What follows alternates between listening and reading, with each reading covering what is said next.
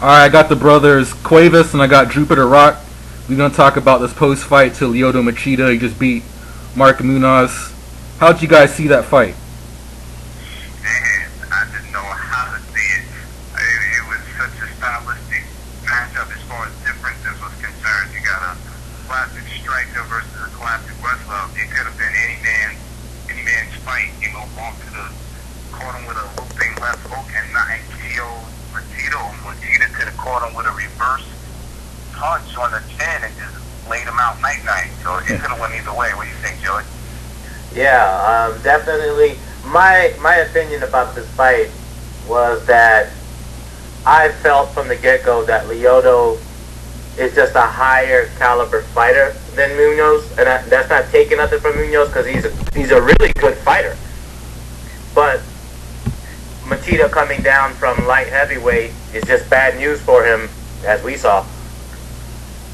No doubt, no doubt. You did call it. Both of you guys called it. I'm not gonna lie, I was a little skeptical. I didn't doubt that he could do it, but I was a little skeptical. I was like, I don't know. You know, he put my skepticism aside with that that head kick knockout. Listen, man. I think Lyoto, man. I think he give anybody a tough fight. He was, if I remember correctly, wasn't he the first one to actually get John Jones down on the ground? Is that right? He's the first one that put John Jones in trouble. He hit him with a flurry of punches, man. Caught him with a blitz. Yeah. And had John in some serious trouble. Like, he was going straight defensive mode, trying to get out of there. That's true, man. He gave John Jones his first real scare in the octagon. See, the thing is, man, Lyoto's that kind of dude, man. He'll give anybody a tough fight, and you really got to go back and look at all his fights, right? This dude hasn't really got beat bad. Like, every time he lost in his decisions, it's not like he was blown out in the water. Well, let's not forget, he does have, look, Lyoto's two legitimate losses were knockouts. Shogun Rua caught him with a overhand cross that dropped him, and then he KO'd him. That was legit. That was his first loss, and it was a knockout. And then John Jones with the standing guillotine. So he's been defeated. Yeah. But hold on. Let's go back to that Shogun Rua knockout. Not to take away from it, he did knock him out. But here's the thing: please take in consideration, Lyoto took that fight off of coming off of surgery of a broken left hand, so he wasn't still really 100% with throwing that hand. You know, technically like he was fighting a man one-handed. Right. He got dropped. Now, not to say that Rua couldn't do what he did if Lyoto was 100%, but I do think that his hand, being broken, played a factor in him not being comfortable in that fight, to let it go, and he ended up getting caught. That's true. But, Yep. John Jones guillotine, no doubt about it. That was defeat. That shit was pretty deadly, man. But we already talked about that fight. But do you guys think that they're already saying that Lyoto is already deserving of a title shot in 2014, and it's most likely going to be the winner of Chris Weidman and Anderson Silva? How do you guys see that? How do you guys see that fight playing out? Wow. I mean, I would say that it's the UFC's decision. I would love to see it, but again, this is where I feel a little bit bad about it because, he's friends with Anderson. Now, granted, if Anderson wins, then it's like, okay, he just fought Mark, who's a close friend and training partner. Now he would have to fight Anderson, who's another close friend. I really don't like that. That's part of the reason why he stayed at 205 for so long, because Anderson Silva was the king at, middleweight king in the UFC. So, he didn't want to bump heads with his friend. The second disagreement I have with that is the fact that being that he just got to the weight class, yes, his name is very prestigious, and no doubt about it, he's a world-class fighter. You have other guys like Jacare Souza, and then for the most part, the undefeated middleweight besides Anderson Silva, Vitor Belfort, that these guys are in the title hunt. So it's like, who really deserves it? Like, Vitor has been at the #1 spot for a while now, calling out Anderson, trying to get a shot, and he ended up getting passed up by Wiseman. You know, so it could be a little controversial. I'm thinking, if anything, what they could do is maybe set up a undercard fight if those two guys are healthy. Let's say either Vitor versus Lyoto, or Jacare versus Lyoto, or Jacare versus Vitor. Out of those three, because those are the three guys in the picture for the title, you know, to contend for the title. Let's see who wins out of that, and you know what I mean. And whoever wins out of that gets an opportunity to fight. So that way, no one can say, well, you know, I got passed up. You know, it's like, okay, basically whoever was the other contender for consideration, that will solve it based on who wins that fight. True that. I'm gonna have to concur with his analysis on that. I think the same thing, that because I also think that the UFC's mindset, they like pairing these Brazilians against each other, and I don't see why they shouldn't, because if you're in the top 10, you're gonna fight each other. You know what I'm saying? And it seems like Lyoto, though he doesn't like it, you know, in his heart, but he seems to be the only real one that I see, you know, besides Anderson's attitude towards that and some other fighters. You know, he's coming to terms with the fact that, look, this is my livelihood. This is how I put food on my table for my kids. I've moved them here, you know. He likes his life. And he's really, really, really, really, really good. That's true. Would you say he's number one ranked middleweight? He, being a former light heavyweight, look, my opinion of Lyoto's career at this point, he's only got 2 legitimate defeats. He's got 2 screw job decisions. I think Dana White and the UFC played a hand. And listen, how many times did he get skipped and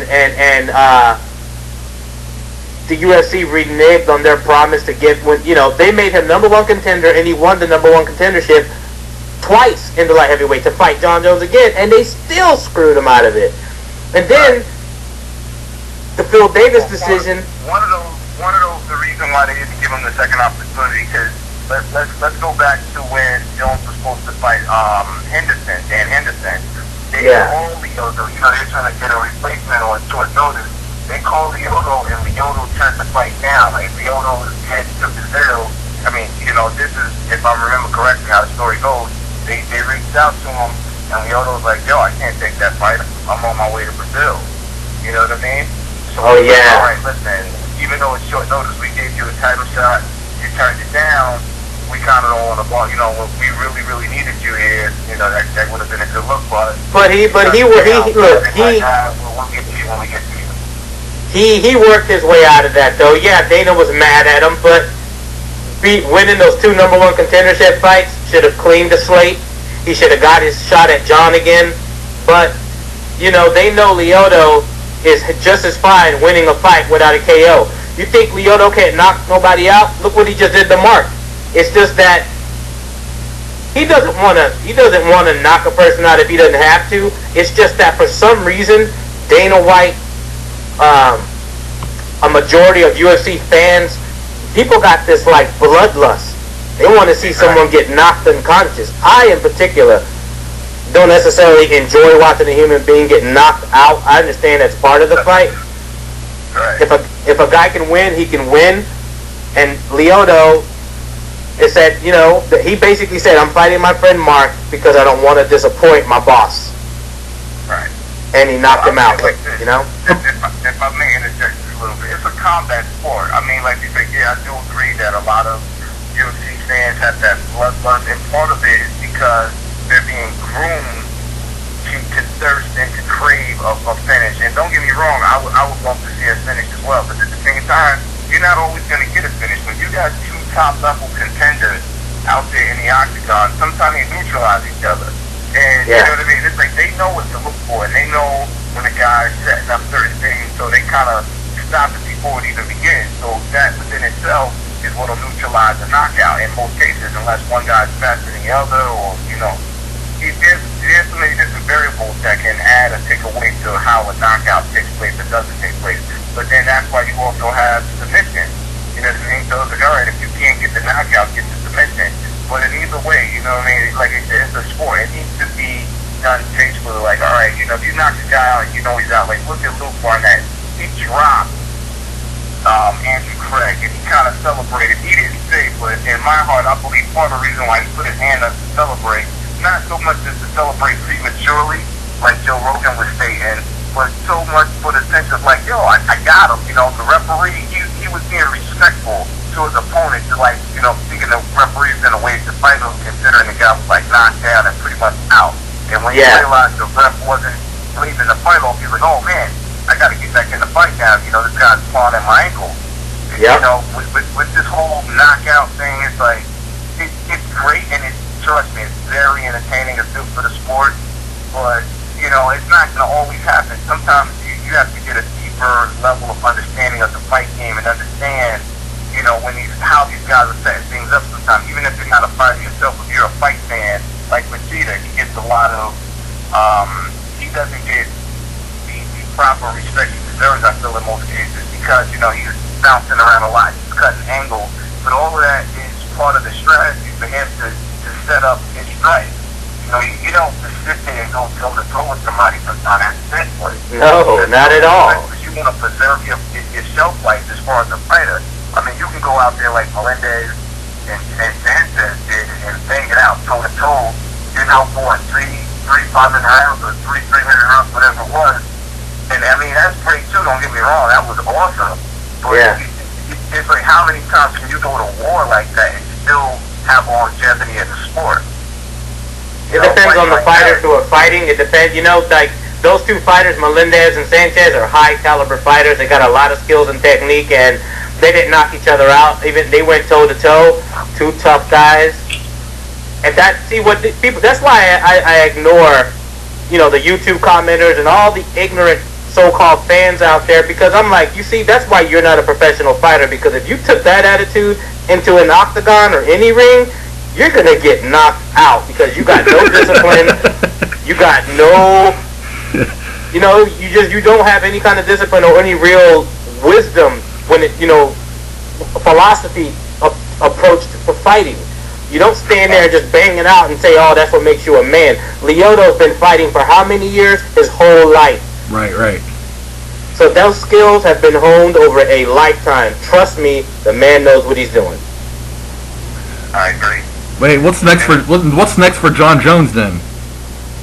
John Jones, you got Glover Teixeira, and if he finishes Glover, which is possible. I mean, you know, but then again, I'm seeing Glover might get lucky with those heavy hands and cause a KO for Jones. But if Jones can get past Glover Teixeira, then of course, you know, the long-awaited rematch with Alexander Gustafsson. Some people say who's, you know, the uncrowned champ right now. So, let me ask this question, guys. Do you think from now on that John's days of complete domination are over? That now you're going to see John Jones in like extremely competitive fights? Well, I think it all depends who he's going to fight. Exactly. But the level of competition that you guys see that's left for him, because there ain't that much left for him in light heavyweight. Who's left right? Who's left right now? Glover and Alex again. Okay, George says Glover and Alex. But then, okay, you guys keep overlooking Phil Davis, man. This is a matchup I've been wanting to see for quite some time. Those are two of my favorite light heavyweights. I think it'll be a good matchup. Stylistically, they're both top-level wrestlers. You know, Phil's picking up the striking a little bit with the boxing. Still could use a little more help with the Muay Thai, but, you know, he must throw some nice roundhouse kicks. I think it'll be interesting. He's about the same height as John, about the, you know, they're clearly the same size being light heavyweight. He's constantly improving. I'll agree with you there. Phil Davis is, every time I see Phil Davis fight, he's better. Yeah, I thought he kind of brought it to Lyoto. I mean, I thought Lyoto won, but I thought he did a good job, though. You know what I'm saying? Oh yeah, very good. Better than most. He's done better than a lot. He didn't really seem intimidated by the Brazilian crowd, and you know, a lot of people, man, that's actually harder to do, to go to Brazil and fight a legend in Lyoto Machida in his backyard. That's not easy, man. And then win, man. Come on, he won there too. Right. Which I don't agree with that decision, but